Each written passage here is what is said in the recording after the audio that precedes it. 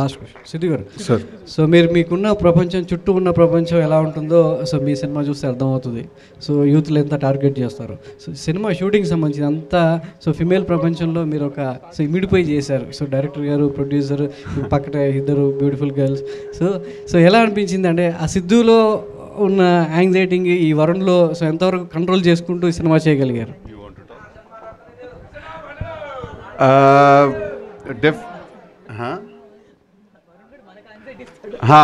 బేసిక్గా క్యారెక్టర్ కొంచెం radical character అండి. చాలా అంటే చాలా రాడికల్ క్యారెక్టర్. వాటి లవ్ గురించి వాటి గురించి మాట్లాడే పద్ధతి కానీ, క్యారెక్టర్ ఐడియాలజీ, థింకింగ్ సిస్టమ్ అంతా కూడా చాలా ఎక్సైటింగ్ ఉంటాయి. బట్ అవతల మనిషిని ఎడ్జ్ మీద పెడతాయి అన్నమాట. కొంచెం ఎడ్జ్ మీద పెడతాయి.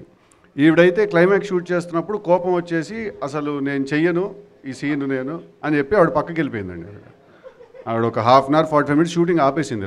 ఆపేసి అలా ఎలా మాట్లాడతాడు నా బాయ్ ఫ్రెండ్, అలా మాట్లాడితే చంపేస్తాను నేనైతే, వదిలేస్తాను నేనైతే అంటే నేను అన్న అక్క 9 పేజీలు ఉన్నాయి. ఓకే, ఇది నువ్వు క్యారెక్టర్ తాలూకు కోపం ఫీల్ అవ్వాల్సిన సమయం కాదు. ఓకే, నువ్వు రాశి కన్నవి, నువ్వు అంజలివి కాదు. ఓకే, ఇది జస్ట్ ఒక సినిమా అంతే అని చెప్పి. సో బేసిక్గా ఏంటంటే క్యారెక్టర్ కొంచెం ఎడ్జ్ మీద పెడతానండి. అండ్ ఇంకొకటి మీరు అడిగిన చాలా ఇంట్రెస్టింగ్ క్వశ్చన్. ఎందుకంటే రాశి టీంలో 3 అమ్మాయిలు ఉన్నారండి, శ్రీధి టీంలో కూడా 3 అమ్మాయిలు, మన నీర్జా టీంలో ఒక 2-3 లేడీస్ ఉన్నారు అమ్మాయిలు. సో ఆల్మోస్ట్ సెట్లు ఏంటంటే 10-16 మంది అమ్మాయిలు తిరుగుతూ ఉంటారు అనమాట లొకేషన్లో. నేను ఒక్కడనే రాడికల్ ఫీల్ అనమాట వాళ్ళందరి మధ్యలో. సార్ మేము ఇవ్వలేదు సార్, అమ్మాయిలు ఇవ్వలేదు యాంగ్జైటీ, తాను ఇచ్చాడు యాంగ్జైటీ మాకు వరుణ్ అనేమాట సార్.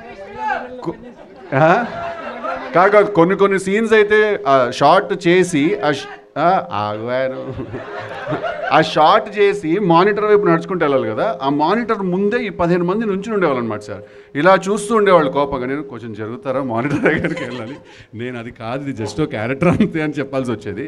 బట్ చాలా ఇంట్రెస్టింగ్ క్వశ్చన్ అడిగారు. That was the most fun on set. Neeraja Kona గారు.